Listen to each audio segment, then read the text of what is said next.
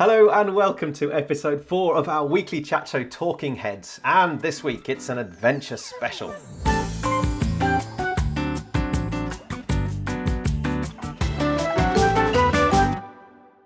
I'm Michael Mann, web editor for Bennetts BikeSocial, and first of all we have to say thank you to our sponsor for this episode, Spiddy. I'd also like to say thank you on behalf of the whole team at Bennetts BikeSocial for all the comments and the interaction and everyone who's getting involved on YouTube and Facebook and saying nice things. So it's really good, really kind. Following episode 3, which was the BSB, the British Superbike Special last week, I'd just like to shout out to some of them who have given some nice comments. Harry Scrivens particularly, Big Dave, A. Pestana, Fabs Rust Rider and Rob Bike Bob, particularly for your nice things. But yeah, thanks to everybody for watching and commenting as well. Okay, moving on. Joining me today, Steve Rose, Bennetts BikeSocial's publisher and serial mile muncher. Steve, how many miles do you reckon you've done in the last 12 months? Probably about 30,000 miles on a bike. I've always seemed to choose a house that's a long way from the office. It's just been a habit of mine for the last 25 years. And I go pretty much everywhere on a bike. Unless I've got dogs, drums or family to carry around, I do everything on a bike. So sort of 600 miles a week commuting at the moment. Obviously not the moment. But from my house, the office works out 600 miles a week. And yeah, probably 25,000 miles working and then about 5,000 miles a year for pleasure. It's good stuff. Okay, also with us today, Steve Lamb, our hyper-efficient production manager. Steve, you've got a Ducati Scrambler of your own and there's a couple of other bikes in your garage too. But hey, have you got a memorable road and adventure that you've been on in the last 12 months? Well, it's been not much riding, obviously, over the last few months, but my mind does go back to February. I was lucky enough to be invited to southern Spain, around the Malaga area, along with Harley Davidson on their Triple S launch, which is their Speedster Softail and Sport range, can't remember now. So it was their Triple S event and it was a beautiful road. I think it was the A355 or the A366, but effectively runs from El Burgo down towards Marbella through the Sierra de la Nieves. Incredible road, not challenging by any stretch of the imagination. You know, we're not talking adventure type riding here. It was all lovely sort of dual carriageway paved roads, but on that bike at that time in that weather, it was just hit the mark really. And to me it proved two things. One is that every bike becomes perfect at some point or another. You know, there is no such thing as a dreadful bike. They all excel at some point or another. And secondly, by the time we hit Marbella, it was all high rise, Costa del Sol, kiss me quick hats and nastiness. But it just shows you've only got to go 5 or 10 miles behind the scenes, really, to get into what is incredible scenery. You know, we were going hours upon hours without seeing hardly any traffic.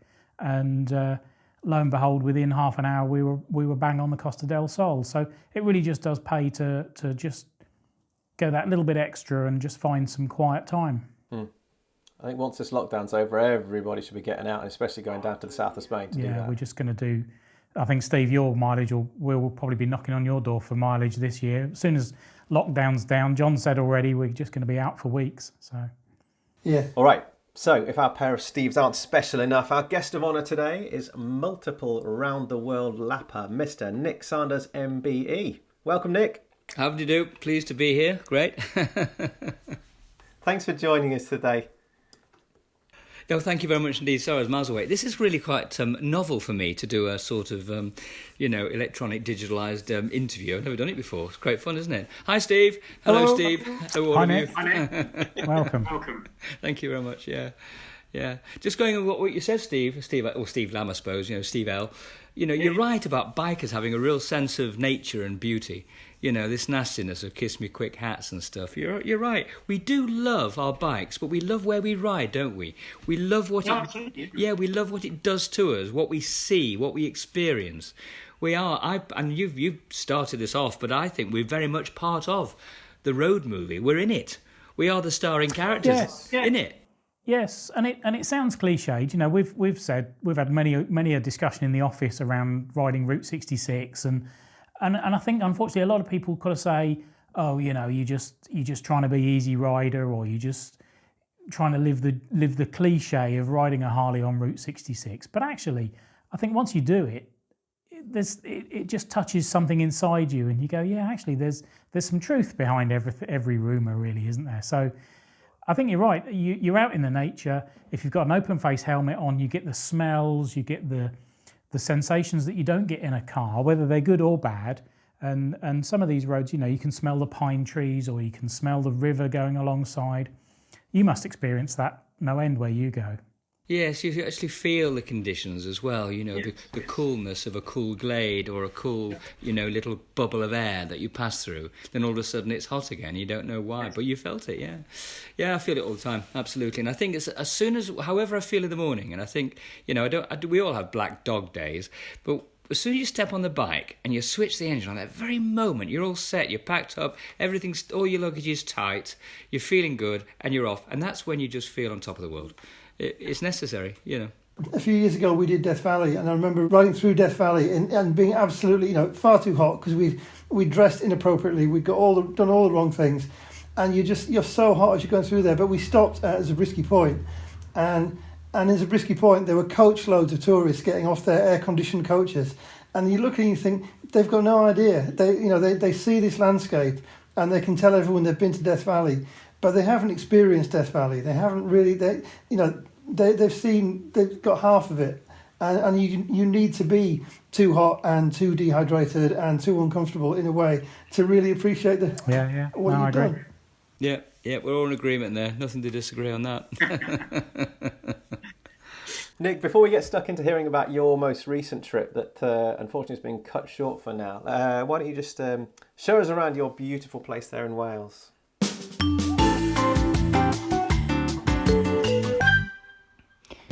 This is Tintook, which I bought 22 years ago. My wife, Dr. Caroline, has created extensive gardens and veg patches. I built a cinema garage where I keep my bikes. Then we've got a dining room and kitchen for when biker groups come and stay. We do weekends. The Conti R1 that I rode the length of the Americas. First world ride on an Enfield in 92. Then in 2005, the R1 which took me around the world in 19 days. And that's just some of them. Fantastic, it looks fabulous. Thanks for sharing that all with us, Nick. It's wonderful. So tell us a bit more about this current trip, or now that you're back in Wales, of course, you had to get back just prior to the lockdown, is that right?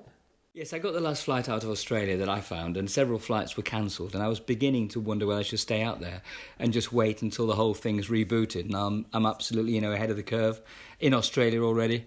I'd gone through quarantine in Sydney, and the bike had been cleaned and so forth, and I just set off, and so I'm in, and I didn't think for a moment they'd cut the internal borders, West Australia, South Australia, Northern Territories.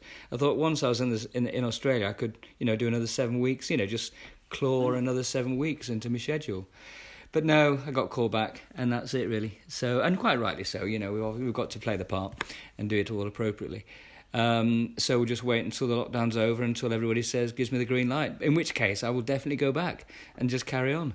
We don't give up. I think the whole process is to get this Turner A700 around the world, for the first time somehow.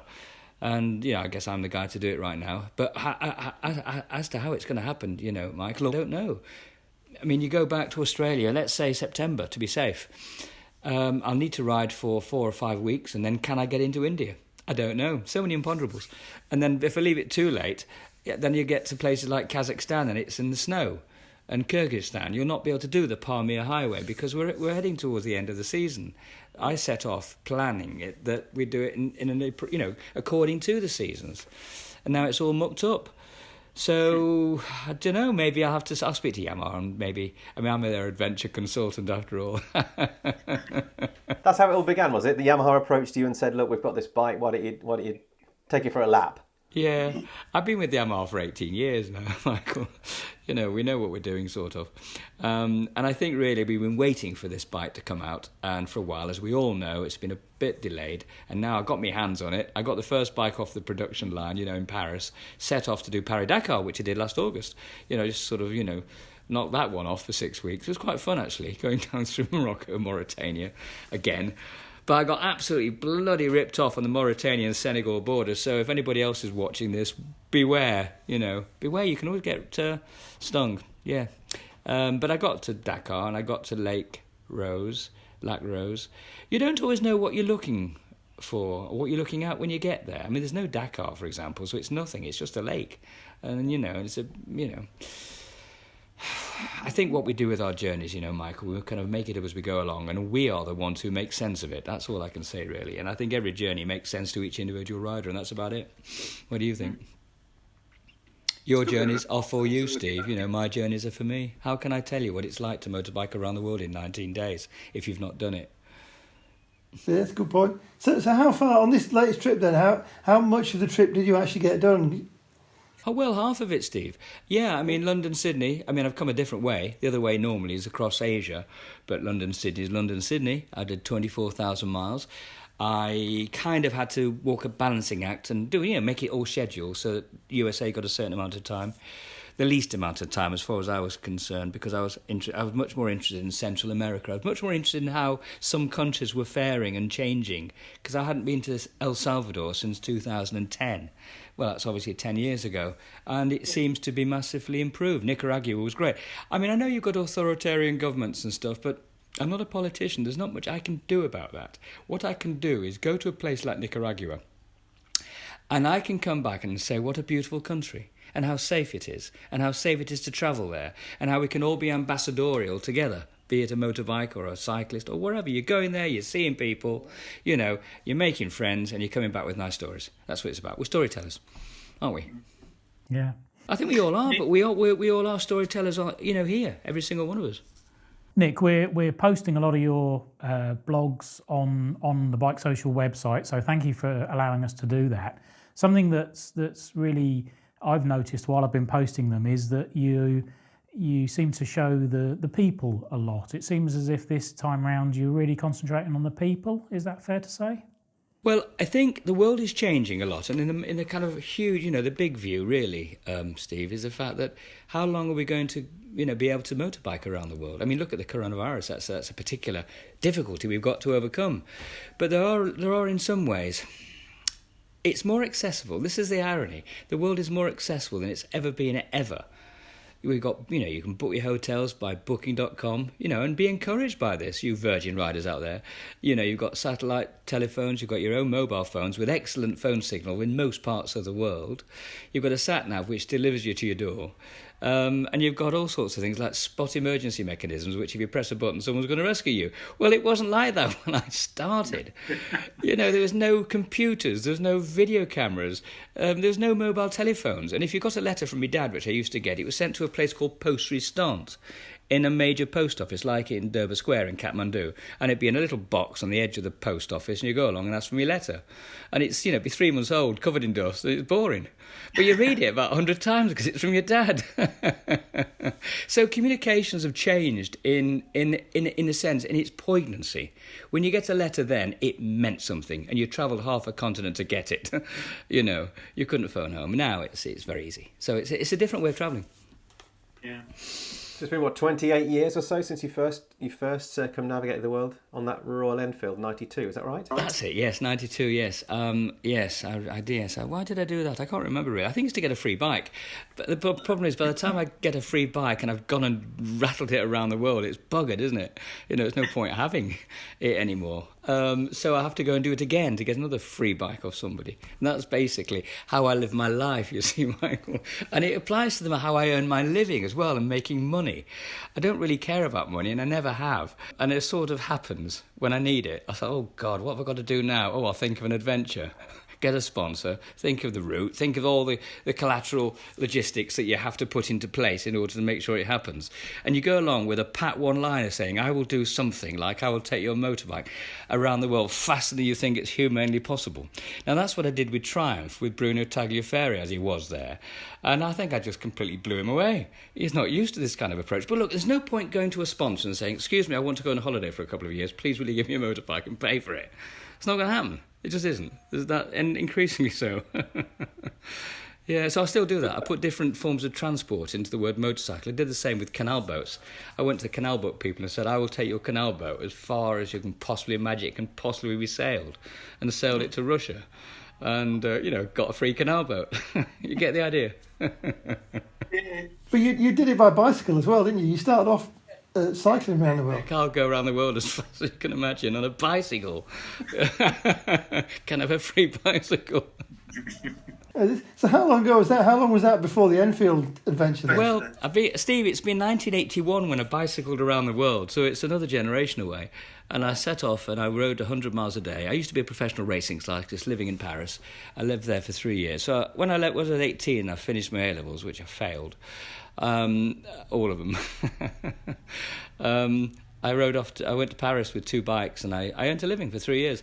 I wasn't good enough to ride the Tour de France, but I decided in the end to go and thought, right, I'll go and bicycle around the world. And I did.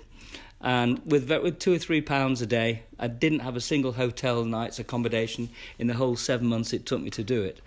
So it was quite hardy. And, my mum and dad and all that sort of thing were very concerned because, they didn't do that sort of thing then. It's probably easier to plan a route around the world these days than it was because lots more people have done it. But in 1981 on a push bike, how do you plan a route around the world? How do you... I probably didn't, knowing me, but that's not really the answer you're looking for. There is a planning of sorts, and it's more to where you can't go than where you can. Even then, you couldn't go to Iran, you couldn't go to Afghanistan. Those days ended in the 60s, when you could get a bus from Trafalgar Square or Piccadilly Circus and go all the way to Kathmandu. So in some ways, the world was a lot easier to travel through in the 60s and early 70s, before things started to close down. I don't know whether we've gone through various ages of innocence, Steve, where, with things like, terrorism and why these things happen and why they grow kind of organically because of certain political conditions and stuff. There's a reason why these things happen, and they happen. And in the age of innocence, which I think were the 60s, which I missed to some degree, was the time when you could go anywhere almost without a passport. It was fabulous times. Having said that, I've done pretty good myself. But you've just got to know how to do it. You've got to know which countries are open at a certain time. Some countries are a bit safer at certain times. El Salvador was very unsafe 10 years ago, but now it's beautiful. So is Nicaragua. But you wouldn't go to Venezuela, where 10 years ago it was fantastic. Things like that.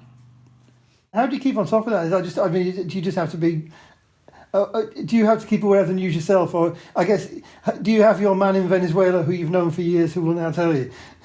Yeah, well, I've got people all over the place, as you can imagine. If I want to do freighting into Vladivostok, for example, then I'll speak to my bloke there. And you can't sort of fly or freight your bike from the eastern seaboard of Russia to the western seaboard of North America. You've got to put it on a truck. It's got to go through North Korea, down to South Korea, and it's got to go on a flight or a boat via Japan. Now, that's the only way to get from Russia to the USA.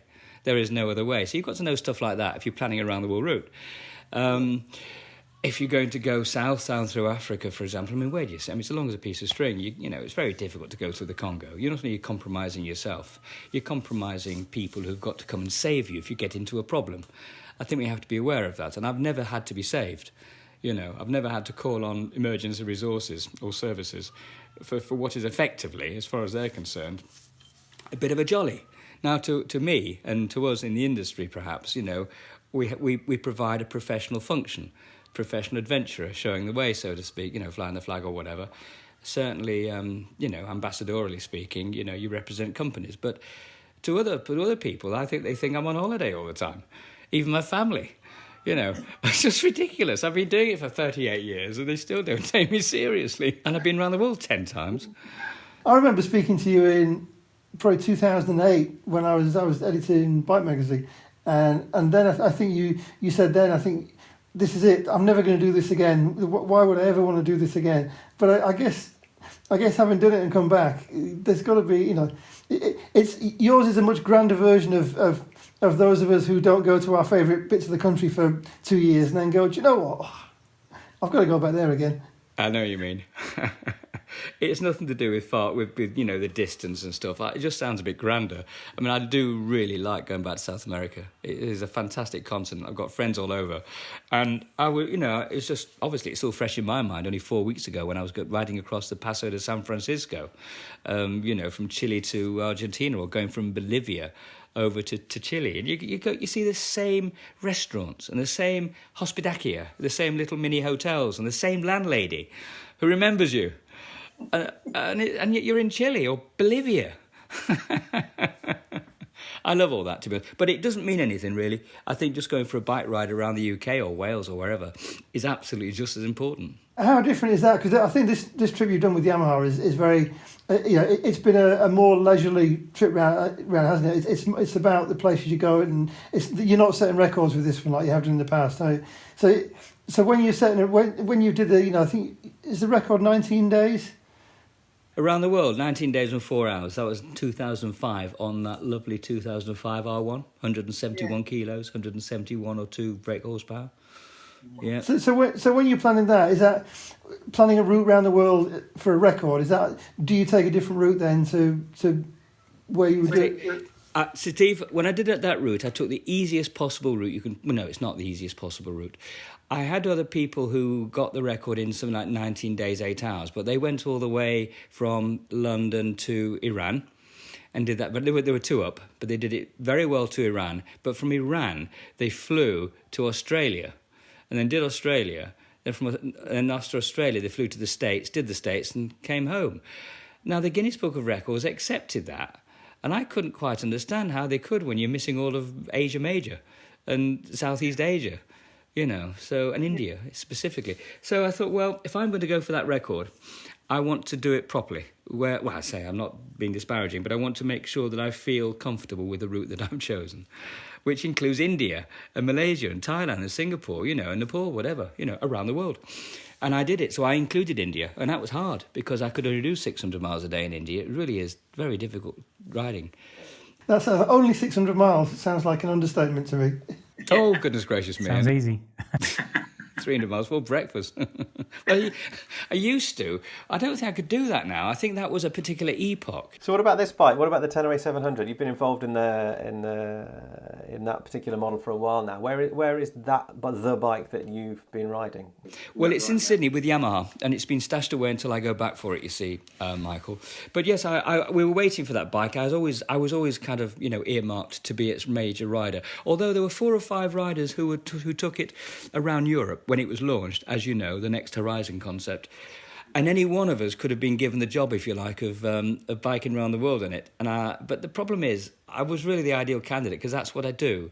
And the other guys, great, like, David Fretenay, the great off-road rider in France, he's a super chap. But he's got a business, he's got a wife and family and all the rest of it. And these are other considerations. I mean, I've got a wife and family, but, my wife's a pillion rider. She's ridden virtually with length of the Americas on my R1 as a pillion. We're a great motorbiking family, you see. Let me just diversify here, because my brother and sister-in-law are Simon and Lisa, and Thomas. And they've ridden around the world for the last 15 years, non-stop, living out of their suitcase or living out of their tent or someone else's garage or back garden or whatever. But they've been on the road for 15 years, and I think that's quite courageous. So all of us ride around the world. Good, isn't it? It's like we're like the Dunlop family, but in the round-the-world adventure kind of thing. You know what I mean? Were your parents travellers, Nick? No, rubbish. There's nothing my parentage has given me that's put me to where I am today, I can assure you. Really? I made it all up by myself, yeah. So you didn't inherit the travelling gene from them? No, Dad went to Paris when he was, God knows, in 1918 or something, when he was 8 or 9, and never went anywhere else in the rest of his life. Okay. But even at that time, that was quite a significant move. I wouldn't say it. I wouldn't. Yes, it was. Yeah, going to Paris and yeah. But even so, they haven't travelled ever. No. So, no, I'd never went on holiday with them. We didn't. We weren't a very conventional family, and I think I don't know where it's come from. Yeah. I don't know. Yeah, but I tell you what, the thing is, though, actually, Steve, I'm still as excited about it as ever. I mean, yes, this present trip, the London-Sydney thing, has been truncated, but we'll finish it off, and I'll have a proper conversation with Yamaha to see how I feel we ought to finish it off, really. They have an official view, a corporate view, but I have a realistic view, I think, which is how I think it should be finished. We certainly shouldn't be bringing the bike home until it's done the job. That's how I feel. Yeah, and it sounds like it's just a timing thing, doesn't it? Because, like you say, the weather's not going to be great for that last part of the trip now. If you do it in September, so I guess it's working out the right time to do that, isn't it? We'll just push it on a bit, Steve. There's no big rush. No one else is going to do it. I can't. When you describe those places, I can't even begin to visualise what the weather is like in those places in June. Never mind November. Well, they're great. It's summer. You're in the northern hemisphere, so you're going down the Pamir Highway, which is a road stuck on the side of a cliff face. On one side, on the other side, it goes down to a river, and then on the slope going up the other side is Afghanistan. It's 200 yards away. And you're just riding along there, and it's the most amazing precipitous road. It's one of the greatest routes in the world, the Pamir Highway, and it takes you to Kyrgyzstan. It's a place nobody's ever heard of. But you go through Kyrgyzstan, and you're, in places like Kyrgyzstan, Tajikistan, Uzbekistan. But these are phenomenally beautiful places with people who live there in houses doing their normal, regular things, just like we do. No difference. And they're thinking about us, I suppose, in the way that we think about them. But, we're all one, really. And I think as bikers, we prove that because it's like a time machine. It's like a bubble. We get there quickly. You can ride from here right now to Kyrgyzstan if you could get there over land. Well, you could actually, to be honest. Yeah, go by Russia. It'd probably take a week if you put your head down. So, what's the problem? It's interesting though, because I remember I read, I think it was your last book where you were talking about riding in that part of the world. And what was interesting was compared to other things of yours that I've read, it seemed like you sounded like you were much more reflective these days as you're riding it, and riding was much more about what's going on inside the mind of Nick Sanders while you're on the road than perhaps than just about the journey or getting there. Is that something that's are you evolving? I think one has to. I think, good God, yes, crikey. The more you know, the more you realise you don't know. I'm afraid it's a bit like that, isn't it?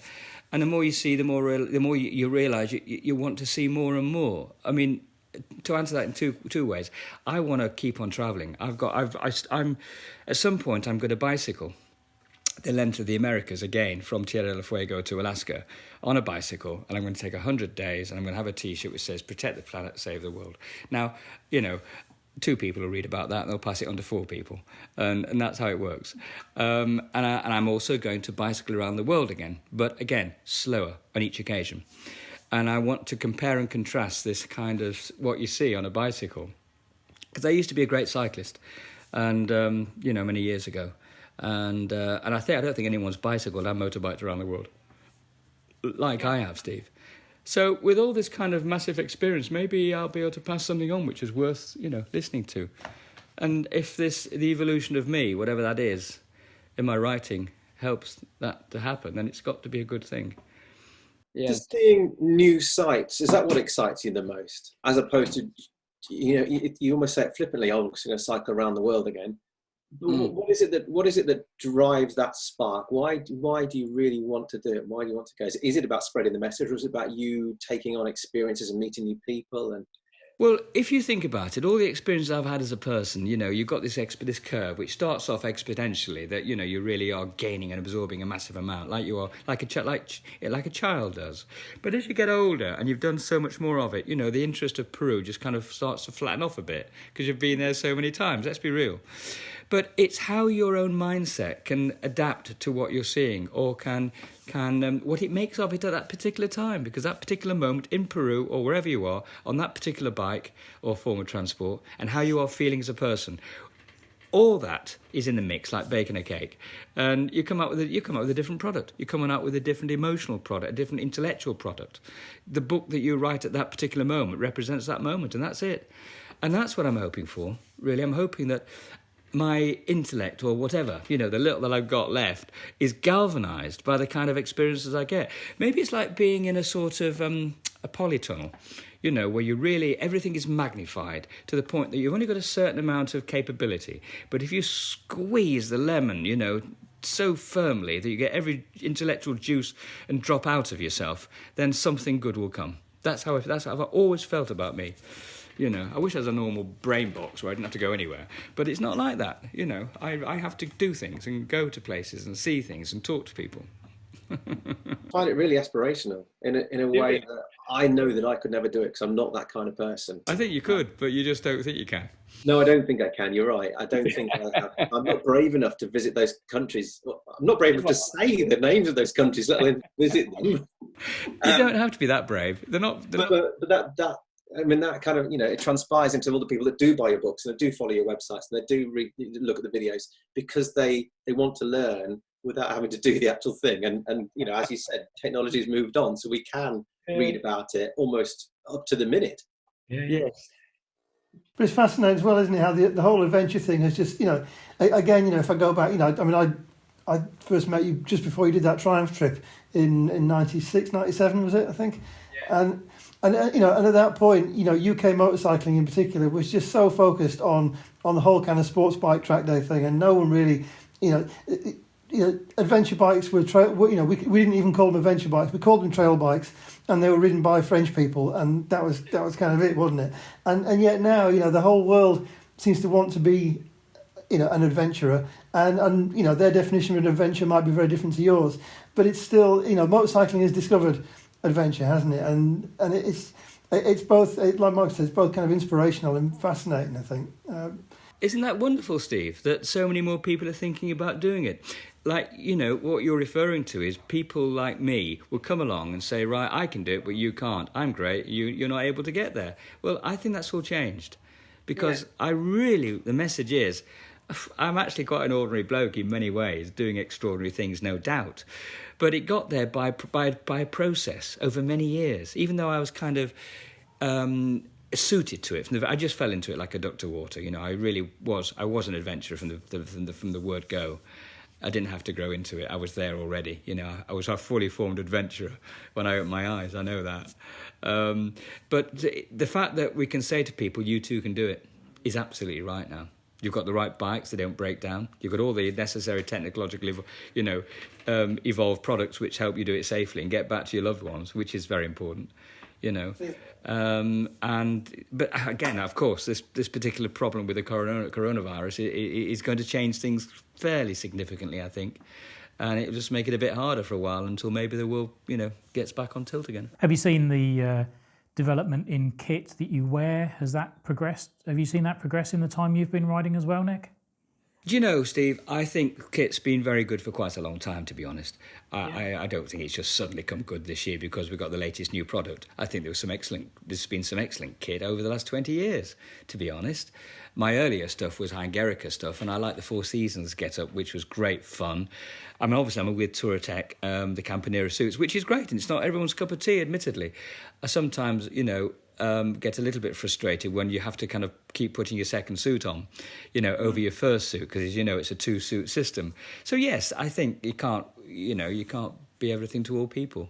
But when it does work, when I've got both suits on, I'm in the cold and the wet, I'm as dry as a bone and I'm as warm as can be. So yes, it works. Yeah. I guess that's quite important, isn't it? Because when you're planning this, when you sat there in Wales planning your next trip, packing is. I would imagine you've got packing down to a much finer art than most of us. But you can't take. I would go on a trip like that with at least 3 pairs of gloves and several neck warmers and a box full of earplugs. And I'm guessing you don't take much of that. Oh, you're a funny fella, Steve. Honestly, you don't need 3 pairs of gloves. Goodness gracious me. No, I got it down to a tank bag on this last trip. No side panniers. Because, as you know, hard panniers, if you have a crash, particularly if you're riding off-road, it can catch your back leg. We know that. It can break a leg. That's my view anyway. And you don't, the more space you've got, the more you're going to fill it. It's as simple as that. And also, the more time it takes to pack in the morning and then unpack in the evening, you're losing a day a week if you think about it. Just unpacking and packing your bloody panniers. So, the less the better as far as I'm concerned. There are certain big tools, like a bloody big lock. I've got a Squire lock as one of my sponsors. And, and the point being is if that is absolutely, my bike is locked to a tree or something immovable, it's going to be there in the morning. No point fanning around with your all your technology and your fancy pants stuff if your bike's not there. Yeah, you've got to keep it basic. So what did you take with you? You just took a tank bag, and what else? Well, I took my camera. This is my camera, you see. So this is a sort of This is a good piece of kit. It's only about £3,000 worth of stuff with a lens. It's a XT3 Fuji, but it's also obviously video and stills at the same time with a good Rode mic. So if you're going to make films, for example, you need to spend money on your visual equipment there. Because then I see, look at this. And that was in the tank bag. Now, this is quite interesting. I love this. This is a favourite. This is a little DJI mini gimbal. 4K, would you believe? And you're just doing like that. I mean, it's a GoPro, whatever you call it, on a stick, but it's all gimbalized, and it just gives you that different view. You can reverse shots or whatever. So that's that. And what so else compact. I'm struggling now. Oh, I tell you what's really important, and this is the smallest I could get it. A tripod. I know it's like, but I tell you what, you get your super, sharp shots. You get, you get your great shots with a tripod. And this is a 3-legged thing, which is one of my sponsors, but it's a good one. Yeah, that's about it, really. What else? Pair of underpants, toothbrush. I'm struggling. No, passport, credit card. They're not very big. It is interesting. We were looking at the videos that you put on your blog stuff, and it's only when you sit and think about it you realise not only are you doing this trip and this expedition, but how much of your day must be spent setting up the equipment to film it, because there's no point doing it if you're not filming it. You have to record it, and it, there's an awful lot of effort goes into some of those shots, isn't there? You're absolutely, Steve. I spend 4 hours a day filming, virtually every single day, and if I have a day off when I'm not filming because it's not particularly dramatic or I think I've got enough, then that's very pleasant. Sometimes I can just ride my bike, but by and large I'm filming so much. And then when I get in at 6 o'clock, I'm editing from 6 o'clock until midnight. I'm in the hotel or wherever I am, and within half an hour I'm all set up doing my stuff. You know what it's like to do a reasonable edit. It takes hours. So yes, I spend 8 hours a day pandering to what the project needs to be in order to promote it. And I like doing it. I like that. I like it. I think there's nothing better than filming all day and getting some great shots and being able to edit in the evening, and have a bite to eat. And look, I used to sleep outside next to my motorbike or on my motorbike, and I'd get 10 minutes sleep every 4 hours for 19 days. This is luxury, It's great. Nick, where did it all start for you? You talked about being a professional cyclist early part of your life, but prior to your first lap of the world, what got you into motorbikes? What got you into cycling? What got you into adventure riding on both of those modes of transport? Well, with a bicycle, Mike, look, I decided after being a professional racing cyclist to go and bicycle around the world. I wanted to find a state of madness, really, because I always thought people who went around the world must be a bit crazy. And I thought, well, in order to go there, you've got to go somewhere far away. That's what I felt as a little northern Manchester young man, with no experience of life. And I thought, right, I'll go around the world, and I want to get there to go to my point of madness, if you like. I've got to get back. Now, so I thought, well, I'll go and walk around the world, hitch around the world, or I'll go and bicycle around the world. And in the short time I've explained that to you, that was my epiphany. That was the moment where I suddenly decided my life was going to change completely. So I earned some money and I set off and I did it. And as a consequence of that, I always do this all the time, whilst I'm doing a particular journey, I'm planning the next one. So it's very much a conveyor belt of journeys and projects that I've done for 40 years. I'm already thinking several projects now. So I clearly can't stop. And also, I just wonder whether sometimes you need a bit of dysfunctionality in your life. If you've got the perfect home life and you think everything's fantastic and, Dad loves you, Mum loves you, everybody loves you, you stay at home because everybody loves you. Now, if they don't always love you and they're not really interested whether you're there or not, well, that gives you an incentive to do something with your life. You'll find somebody out there who will love you or like you or be interested in you or want to hear what you have to say. It's all about the id. It's all about the me. Not the me, but we've all got a me in us. It's all about what do I mean to that other person? Who am I? What does he or she think of me? Who am I to anybody else? What's the point of living? And I think that's what it's all about, really. Do you believe the lockdown's going to act as a bit of a catalyst for people to go on adventure riding? I think they'll be gagging for riders. The moment the gates are open, I'll tell you, they'll be out there on their bikes, absolutely, yeah.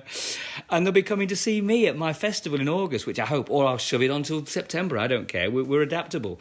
But I'm virtually fully booked already, and I know every single person will stick with me. You know, they're not going to want a refund in their ticket. They want to stick with the party, and we're going to have one, and it's going to be great.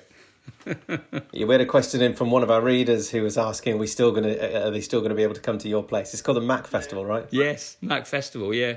You are.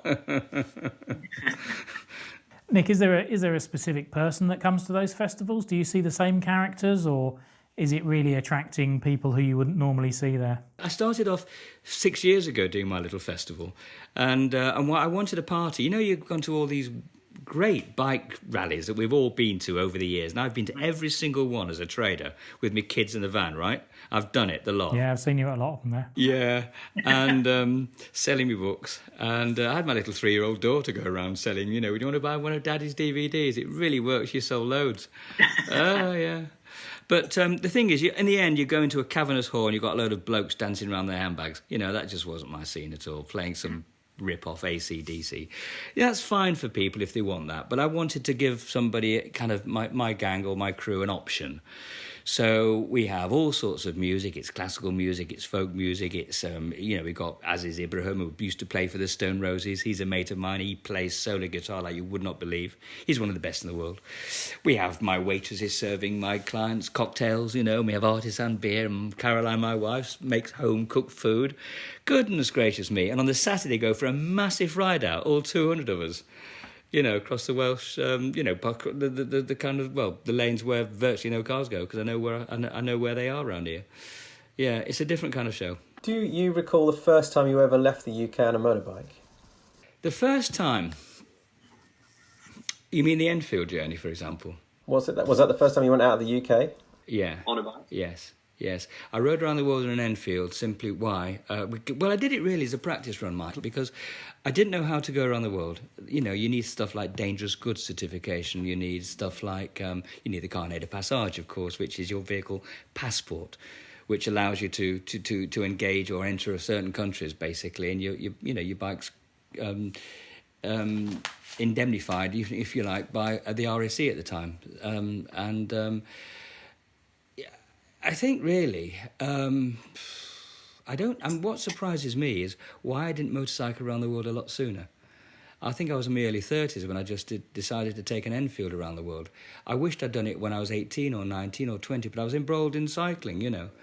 The thing is, with this kind of way of life, you get very, you know, in a little bit, very focused, and you don't see much outside that focus. You know, you become such a specialist and you just hone in on something and you can't see either side very well. That's the problem. You're very much tunnel vision. As soon as you start to say you're going to motorbike around the world in 19 days and 4 hours or whatever, you know, it requires a slightly different way of thinking. I mean, Steve, you could ask Robert Dunlop, for example, you know, and who was a great guy, and you know, I call him something of a friend, really, at a distance, because we had a long chat about this at the Scaries one year before he sadly died, obviously, and we chatted about it. I says, Robert, you know, what do you do? How do you become so good at what you do? You know, teach me something a little bit, you know. And he said, well, you know, and I extrapolated this slightly because we all know how to go around the TT circuit like that. Everyone can do that. And he says everyone can do that. But we kind of worked out that what you can't do this, you've got to have a little tremble on you. Now, what I don't mean that. It means that you're looking at the puddles. You're looking at the topography of the road surface, you know, because Robert and Joe used to go out with the lights on at night when it had been raining and you see the puddles. And that's when you see the slightly different definition of the road surface. Now, when you're, you know, either off the ground or on the ground, you know, they know that surface almost like a 3D kind of, you know, it's like being a method actor. They're in it, they're of it, and that's why they're so good. And he taught me that the devil's in the detail, and that's why I did the length of the Americas, Steve, from Chilliwack to Alaska, 8 times, not just going around the world 7.5 times. And I did it 3 times with clients who were paying me to do it in order that I could, you know, evaluate and check out the course. You know, where you get the good borders, the bad borders, the fast borders, the slow borders, the borders that are open in the winter or the summer, you know, there's different closing times. And I completely screwed up. I got down to San Sebastian, down in the island of Tierra del Fuego, and I was planning it. And this record wasn't 30 days in the Guinness Book of Records. It was 21 days and 4 hours, 2 weeks faster than the Guinness Book of Records. It was a proper record. and I was gunning, and I was on my Super Tenere, the 1200, the 2012 version, because the R1 just wasn't up to it. Not mechanically, just wasn't the right bike, right tool for the job. So when I dashed down, I went from Tierra Fuego all the way up to Alaska with my clients. They went home. I turned round the next day, and I went all the way back down, the 16,000 miles, back down from Prudhoe Bay, Dead Horse, what do you call it, all the way back down through North America, Mexico, Guatemala, Honduras, Nicaragua, Costa Rica, whatever, El Salvador, and into Colombia, and into Peru and Ecuador, then the Atacama Desert, over the Andes, into Argentina, down the Argentinian ice cap, down in southern Patagonia in the winter, because, north, south hemispheres, and into Tierra Fuego, and I got within 300 kilometres of the border, and just before then, a strap fell into my cuss drives in the back wheel, and I had to take my wheel off. So I got my spanner out and did all that, and it's -6, -10. Took the wheel out, got the cuss drives back into place, put the back wheel into place again, and then set off. But it took me an hour. And when I got to the border post at San Sebastian, the border had closed, the one that would allow me to go from Argentina into Chile. And I had to wait until the following morning. And I was on a 20-day schedule. So I was a 21-day schedule. So I was 4 hours ahead of the fastest rider that had ever done the length of the Americas. But because I had to wait overnight, because of winter closing, I was 4 hours behind. So there's no way I could catch up. So when I got down to Tierra Fuego and I got down to Ushuaia, the southernmost town in South America, I realised I was the second fastest person to ride the length of the Americas. So that's no good to Yamaha and to anybody. Nobody likes second best, right? So I phoned up my wife, and she said, well, you'll have to go back up again. So I did. So I got my mate, Moto Pablo, to get out of bed at 1 o'clock in the morning. I just arrived. He fettled my bike, put new tyres on, put spikes in my tyres because there was loads of ice around. And I turned around 4 hours later and went back 16,000 miles. I did 40-odd thousand miles. And so I'm the fastest person to do a double transit of the length of the Americas. So how do you keep your motivation up to do something like that, Nick? Because I'm sure I speak for a lot of people. We would just get to the end and go, oh, never mind, I'll just go home and do something else. You wouldn't. You'd be all right. You're getting there if you got to. I think really, I've got to pay the mortgage for a start. I'm always on a kind of, a knife edge. There's no point being too comfortable, you see, Steve, because as soon as you're comfortable, mortgage paid, kids love you, all that kind of stuff, well, why would you want to go anywhere? You just want to be a happy chap, right? You know what I mean? Go to the pub with your mates. There's nothing wrong with that. It's all wonderful. But if it doesn't work out, if you don't go down that route, or you're not allowed to for whatever reason, because kids don't like you, whatever, blah, blah, blah, you think, right, that's sod it. I'll go do it again. And I will.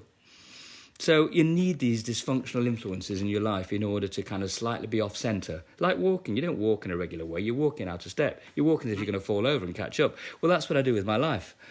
Constantly doing adventure after adventure, trying to catch up with something, either money or whatever, or, bit of fame or not. Is there anything that worries you, Nick, about doing these trips, about places that are getting, I don't know, more? You mentioned earlier in the conversation about places that are perhaps less dangerous, but there are equally places that are more dangerous. So I guess it's a bit of a two-part question. So firstly, is there anywhere that you haven't ridden yet and you want to? And is the fact that you haven't ridden there because they are inaccessible or too dangerous? No, I'm not worried about any travelling, anything at all. This journey has shown to me that the world is in better shape than I thought it was. That some countries are increasingly friendlier. Look, this is what's made the difference to the world. This telephone, and they see everything. The age of innocence has gone. Everyone's seen everything. And during this period of time, over the last 10 or 15 years that we've had these things, more, they've also allowed themselves to make choices as human beings. Do they want to be seen as a friendly country, as a friendly nation, as friendly people? How do they want to interact with each other? And I've never had a bad moment in 38 years of travelling. So I'm either doing something right, or what I believe in is more right than wrong, that the world actually ostensibly is a friendly place. And how do you overcome the language barrier, Nick? There's a lot of English spoken, and I do speak French reasonably. Well, yeah, I used to, and Spanish badly, but I give it a go. Give it a go. That's the point. People are flattered when you try. Otherwise, the problem is, you go to Borneo, you're not going to speak Indonesian. You go to India, you're not going to speak Hindi. So, to say, well, to get the best out of a country, you need to speak the language. Well, that's not practical. You're not going to speak Kyrgyzstan. So smile, just be friendly, just be really open, accessible, be interested in other people. But that applies to, your latest flame, your wife, whatever, partner. Listen, talk, hear, show interest. So if you're doing 1,000 miles a day, let's say, which is pretty phenomenal and remarkable all at the same time, how do you pass the time? Do you just soak it all in? Are you thinking about the next trip? Have you got music playing? Are you chatting to your wife on your Bluetooth or? No, I love all those things, and I think they're fantastic. And if you could be talking to your wife or partner whilst you're motorbiking somewhere on the other side of the world, isn't that amazing? Isn't that absolutely astonishing? No, I don't do any of that. I don't want to listen to music either. I've done it a few times, but not often. I want to be there. I want to be absolutely constant. I want to hear the sound of the engine. I want to hear everything. I want to be in that bubble of security where I know for a few seconds or maybe even a few minutes I don't have to worry about what's around me, because either there's nothing around me or I'm in control of what is around me. I'm a big presence there, and I make sure everybody knows I'm there, and they know what I'm doing, and they don't mess with me. And then you can drift off and look around a little bit and so forth. I seem to have a great capacity to be able to just get through a 16-hour day on a motorbike without any problem. I don't think I'm alone in that. But, really, no, Michael, always thinking of the next journey, and that needs a lot of planning in some ways. But when I say a journey doesn't need planning, when I get home, I've spent 16 hours a day thinking about it for months before I get home. It's already well researched and well planned because I have nothing else to do. Nick, you talked about the tools for the job earlier on. You were talking about probably a specific bike or specific things that you're going to need for particular areas of the world. But anyway, let's talk about actual tools, physical tools. What do you take anything particular with you, or do you just rely on the thing that's under the seat that anyone has access to? Well, look, you can't get inside an engine on the side of the road. I certainly can't. I can't do anything like that. I'm really talking about a few, 10, 12 millimetre spanners, and a 30 mil to get the back wheel off, basically. Slide the back wheel out, take the tyres off. I've got a pair of very large, long tyre levers. You don't need these little fiddly things. You want a big, long one to get the tyre off. But having said that, and I swear, I haven't had a puncture on this first trip from London to Sydney. I mean, okay, well, I'll give Conti a plug. I'm on TKC 70s. But I didn't have a single puncture. And how many miles have you covered? 24,000. And that's obviously I've had one change. So it's two changes, well, two sets of tyres now, and nothing. So you tend not to puncture. Look, the best way is not to have to take your wheel off in the first place. So just watch where you're riding. If there's no glass or grit or shit out there, you're not going to puncture. You're just not. You've got to ride over something to puncture. It's as simple as that. If you don't ride over it, you'll be fine.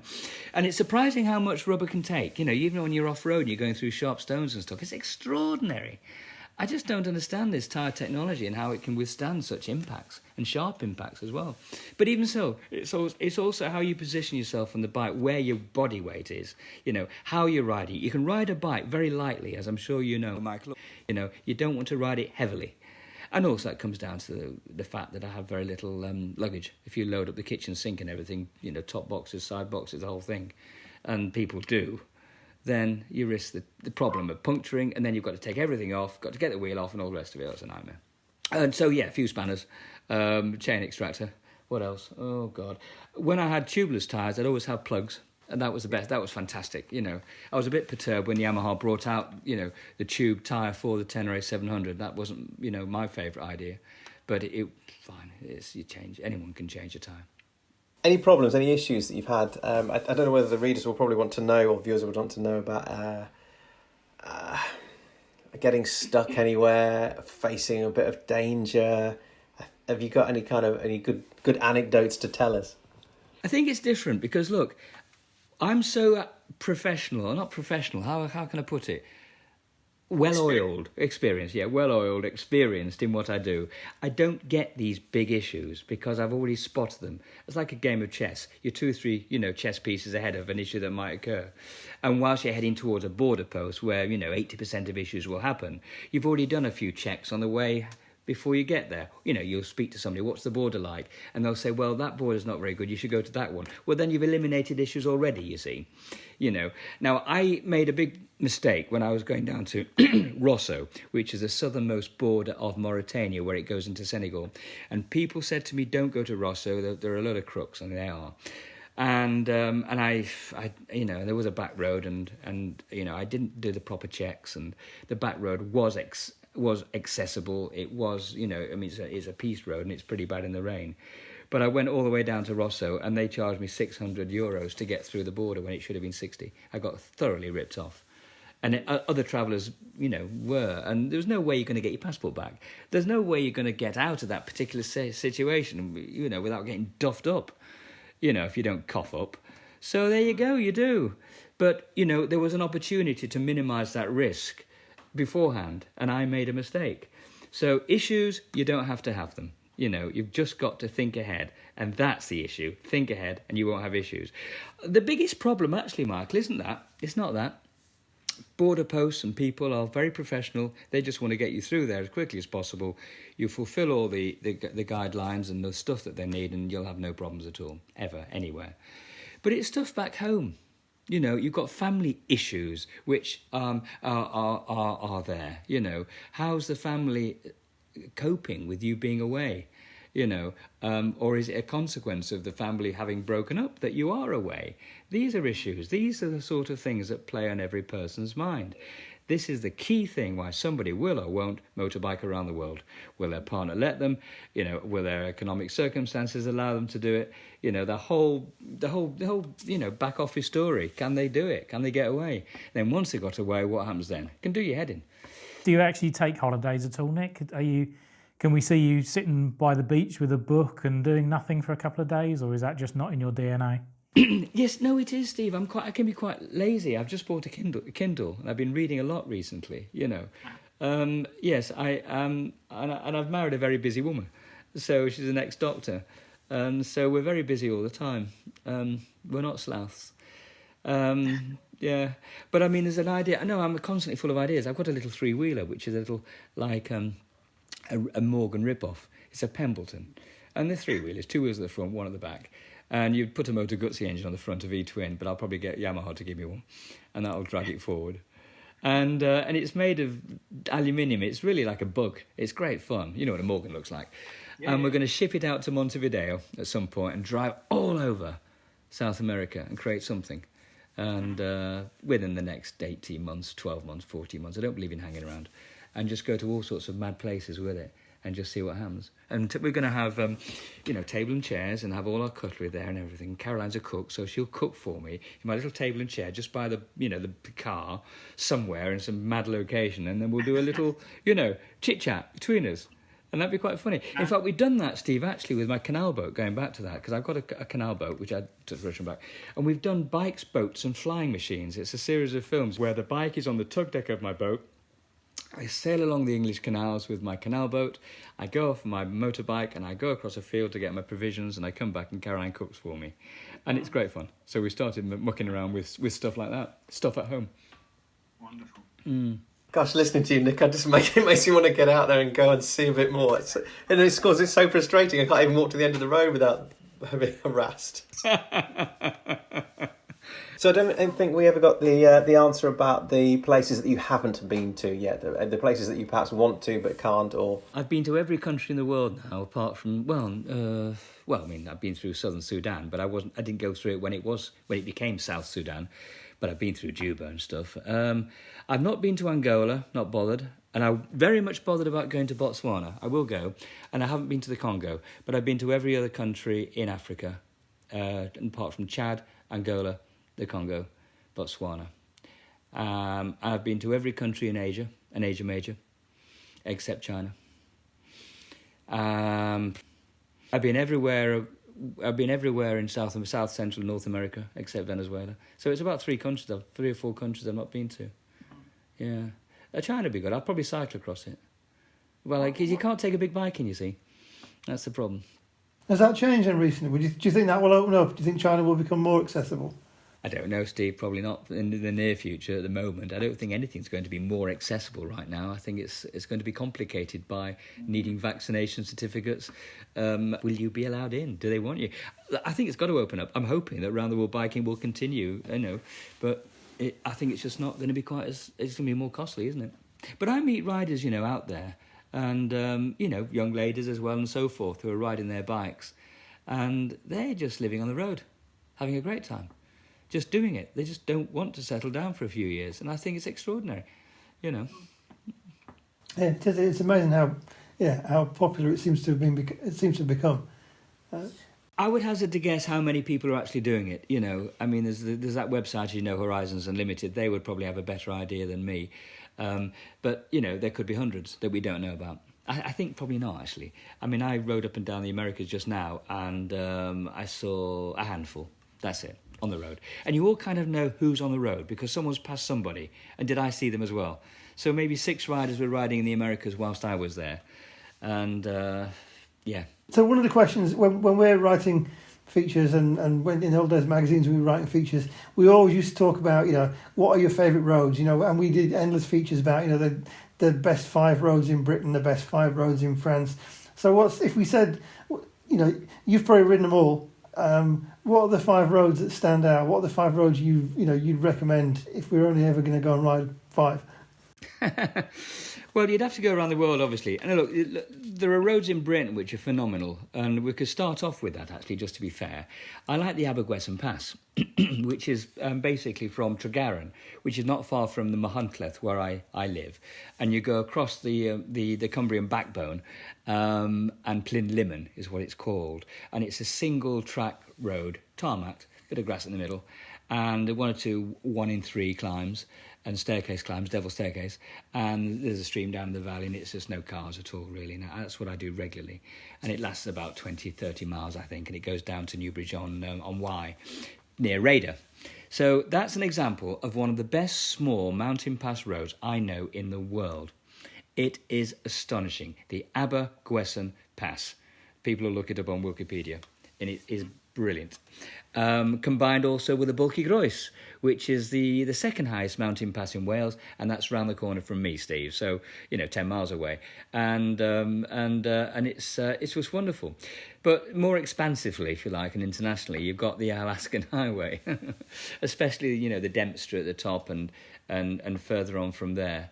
It's just, and then you see the Brooks Range and Mount McKinley at 20,000 feet.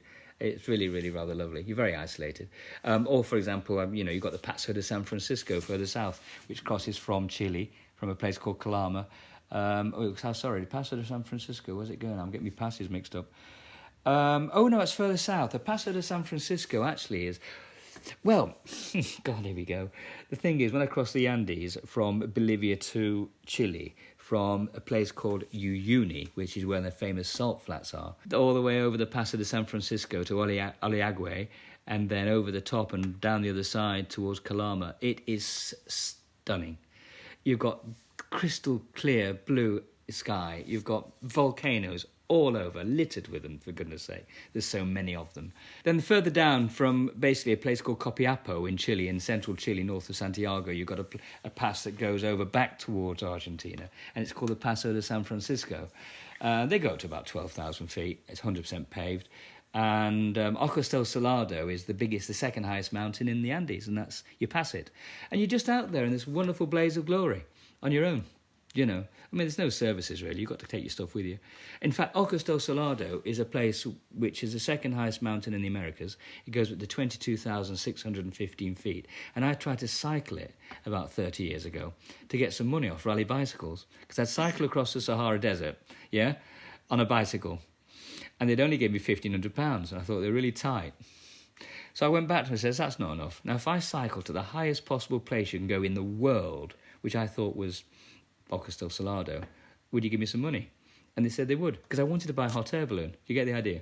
It was a red balloon, so I could go and do a series of interviews with the BBC, and I took various celebrities in my hot air balloon, like Victoria Wood, Tessa Sanderson, David Bellamy, Ian McGaskill, the weatherman, and stuff, and we did little interviews called Hot Air. But I needed this red balloon without sponsorship on it.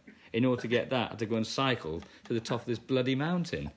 at 20,000 feet on my own, my shorts and a couple of T-shirts. Radically unprepared. Of course, I lost it. I got to the altoplano right up there, up to 20,000 feet, just 2,000 feet from the summit. Like Alf Tupper in the Beano. You put your clogs on, eat a bowl of fish and chips and hope for the best, and that's what I did. And I couldn't manage it. I lost my tent, I lost my camera, I lost my passport, I lost all my money, and I lost my bicycle. So I just had to turn around and walk back. It took me 3 days. Other routes, guys, Isle of Ometepe, and again I've got some lovely pictures of this for you.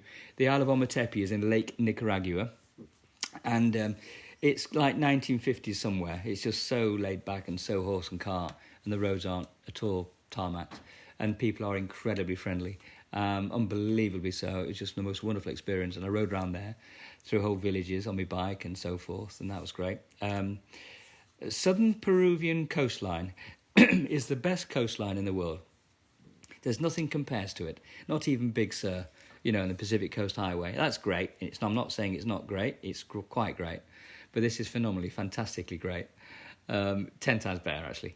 And it just goes on and on. And when you go past Nazca, where you've got the famous Nazca lines, which, Maya Raika was just there for many years, it just turns into something else. You're on a different planet. And again, it's all to do with traffic. There wasn't a lot of it. But the road hugs the coastline. So, Nick, not all of us are great adventurers like you. If we're just starting off on adventuring, what tips would you give for us for the beginner? Well, first of all, don't overcomplicate your planning and your riding. People tend to think it's really hard, and they make it harder and harder, and they overplan to such a degree it puts them off. It's just a fact of life, Some people are good at things. Somebody good at moving houses, and are good at logistics and very good at stuff I'm not good at. But I don't overcomplicate my ride. I keep it very simple. I'm going there. Can I go there? Have I got the equipment to go there? Have I got the paperwork? There you go. Go there. Do you get too upset if you have to change your route slightly, or are you quite strict? No, not at all. Just second point, Steve. Be adaptable. If you can't do exactly where you want to, can't get to where you want to go to, well, does it really matter? No, go somewhere else. And I think also, if you like, a third thing might be don't overpack. There's lots of don'ts here because people do these things and they do the wrong things. They take so much comfort stuff, half their familiar life. Leave it behind. I don't know what the rule of thumb is, to be honest. Whatever you've got, cut it in half and leave half for the rest. But what do you really, really need? Do you need 2 pairs of socks? No. I went from London to Sydney with 1 pair of socks. Keep it simple. That's it, really. Yeah. Have fun. Have a sense of humour. Smile a lot. Be nice to people. It's not complicated. Ride sensibly. All right, thank you so much, Nick. I think it's for a bit of a natural place to end there. You've inspired me, so I'm sure you've inspired many. So we need to say thank you to Steve Rose, to Steve Lamb, to Nick Sanders, and of course our sponsor Spiddy. Thank you to you all for watching and staying with us. If you want to get involved, then comment below or above or wherever it is on YouTube and Facebook, or you can email us enquiries@bikesocial.co.uk. We'll be back next week with episode number 5 of Talking Heads. Until then, stay home and stay safe. Thanks a lot.